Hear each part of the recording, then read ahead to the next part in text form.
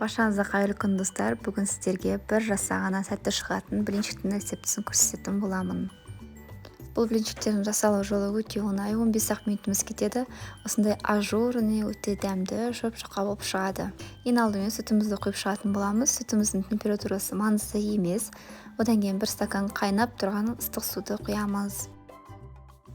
Одан кейін 2 жұмыртқамызды жағамыз. 2 ас қасық сұйық майымызды құямыз. 4 ас қасық қантты құйып, одан кейін шым-шым тұзымызды салып, жақсылап араластырамыз. Шай қасықтың ұшымен соданы салып, тағы да араластырамыз. Енді кезекте ұнымызды салып, венчуктың көмегімен ешқандай түйіршік, іріткі қалмайтындай жақсылап араластырып шығамыз. Тестамыз осындай кішкене сұйықтау болуы қажет. Енді блинницамызды қыздырамыз. Құймағымызды құймас бұрын алдымен кішкене маймен майлап алатын боламыз.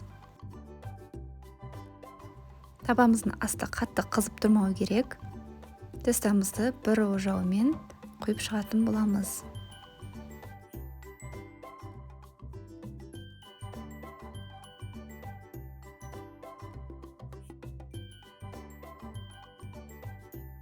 Тестамыз осылай тесік-тесік күйе бастаған кезде блинчигімізді аудара бастаймыз. Кейін екінші жағында дәл солай қызартып алатын боламыз.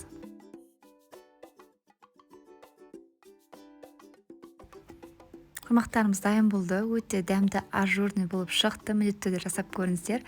Және де ішіне кез келген салманы құйып жіберсеңіздер болады.